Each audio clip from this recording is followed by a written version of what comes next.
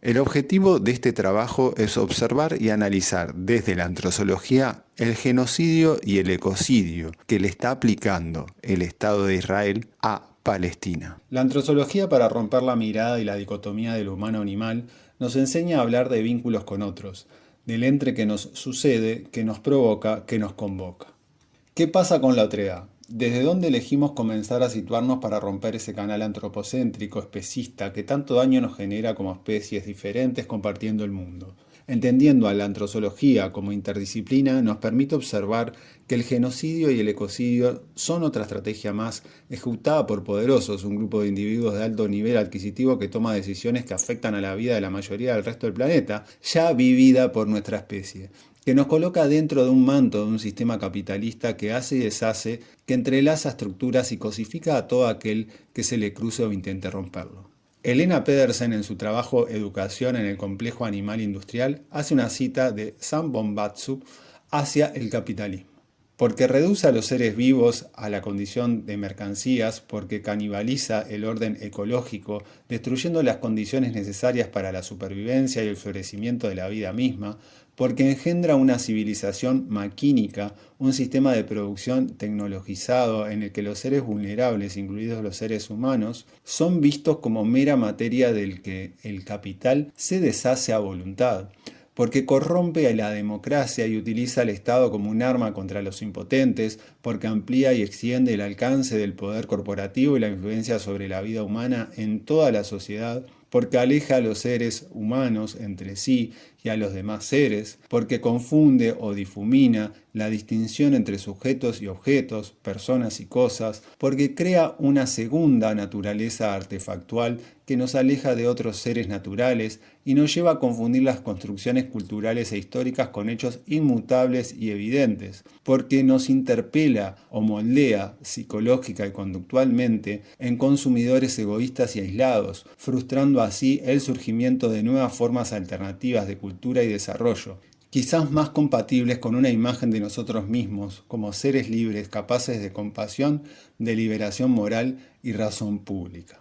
Helena Pedersen, con esta cita, nos introduce en su estudio del complejo animal industrial en la educación. Nos describe cómo en el sistema educativo se sostiene una red que naturaliza prácticas que enseñan a los estudiantes a usar a los demás animales como objetos, así como se puede percibir en el cuento Laberintos de Úrsula K. Le Guin. Existe un mecanismo, una máquina abstracta, dice Pedersen, que funciona como guía especista, financiada a través de empresas que ayudan a instituciones brindando libros, paseos y otras actividades, que permitirán a ese individuo tener altas posibilidades de convertirse en el extraterrestre de la historia de Úrsula.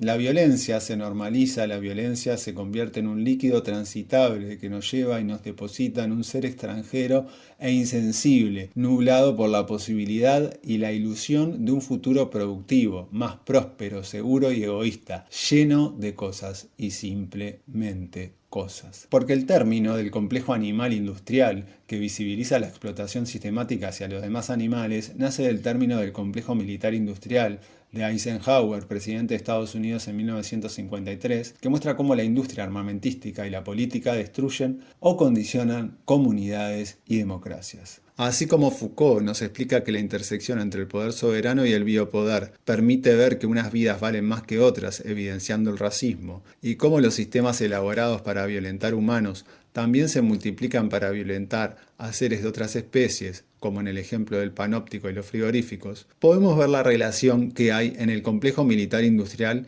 y animal industrial llevado al genocidio que está logrando el Estado de Israel hacia Palestina.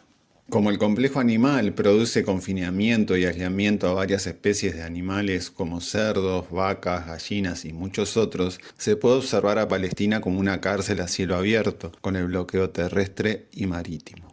Control biopolítico, como existe manipulación genética, antibióticos y raciones calculadas para los demás animales, a Palestina se le ejerce vigilancia con drones, reconocimiento facial, se le controla todo lo que ingresa, hasta se juega con su hambre y el agua. Experimentación con animales no humanos para productos farmacéuticos, estéticos y muchos más. Con los palestinos se ponen a prueba armas y tecnologías de seguridad. apatía en el lenguaje e invisibilización de los individuos, como a las vacas con el término ganado, a las personas palestinas los llaman bestias, plagas, terroristas.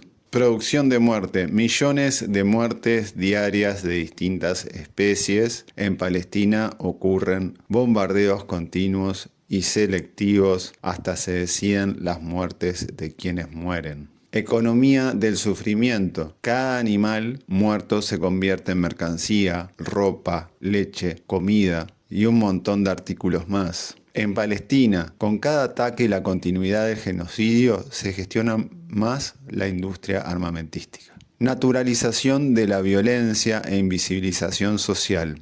El consumo, ya sea por tradición, publicidad engañosa sistemática, no se cuestiona, se continúa. En Palestina, el genocidio y el ecocidio tampoco se detienen. Desarrollando aún más el biopoder de Foucault, Achille Mbembe llega al concepto de necropolítica que ya de por sí toma a Palestina como ejemplo para describir su pensamiento, donde muestra cómo el poder de un Estado puede generar mundos de muerte, espacios donde las vidas están precarizadas y condenadas a la destrucción, donde su condición de vida es la de muertos vivientes. Muertos vivientes nos referimos en este análisis para nombrar a todas las especies que habitan esos espacios de violencia. Entonces, resumiendo, vemos que la antrozoología como ciencia interdisciplinaria permite el análisis más profundo sobre la situación. Nos permite observar que bajo el sistema capitalista antropocéntrico y especista hay una máquina abstracta conducida por humanos que nos hace transitar realidades violentas para todas las especies. En este caso, particularmente, aunque los medios masivos más antiguos y hegemónicos, digamos los canales de televisión y varias emisoras de radio, no lo quieran mostrar mucho, con la tecnología de internet a través de nuestros celulares o computadoras, podemos llegar a observar la violencia de la que hablamos. Por tanto, esta realidad actual, a diferencia del carnismo que plantea Melanie Joy,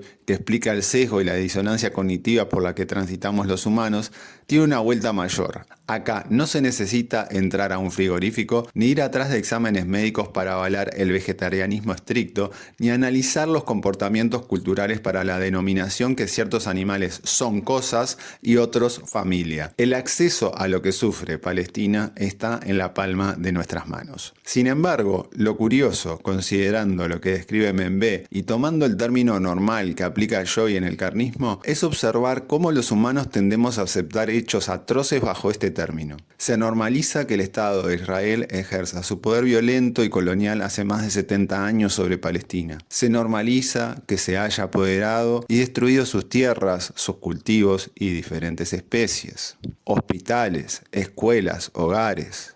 Se normaliza 60.000 muertes palestinas, que pueden ser más de 400.000 desaparecidos. Se normaliza cerca de 20.000 niños asesinados y 262 periodistas. Se normaliza hablar de cifras como si fueran cifras nada más. Se normaliza el inmenso daño que le hacemos a las otras especies que ni se contabilizan y las enormes consecuencias que toda esta violencia dejará. Y me refiero al término de Melanie Joy, ya que al igual que sucede con los animales de otras especies, parece que al ser una violencia aplicada hace años, uno como individuo lo ignora o no lo cuestiona, o algo, pero no mucho, tal vez porque se ve lejano o no considera a esa otredad y entonces lo permite, como con otras especies que no cuestionamos o permitimos su Umwelt. Con Palestina se acepta que la vida sea descartable, que no tenga otro mero valor que satisfacer a quienes puedan ejercer su supremacía a base de experimentación y justificación de sus derechos apropiados de forma violenta, ya que, así como sucede con las otras especies que no tienen voz, se permite que la impunidad avance. Desde todo lo dicho, para cerrar, surgen preguntas. ¿Hasta cuándo se puede ignorar lo que le está sucediendo a Palestina? ¿Hasta cuándo uno puede no posicionarse frente al genocidio y el ecocidio que estamos viendo? Y por último, considerando la sensibilidad que nos brinda y nos expone la antrozoología, ¿podemos los humanos dejar de violentar a otras especies considerando el daño que le hacemos a la nuestra? O mejor dicho, ¿podemos los humanos dejar de violentar a otras especies ignorando voluntariamente el genocidio y el ecocidio que está ocurriendo en Palestina?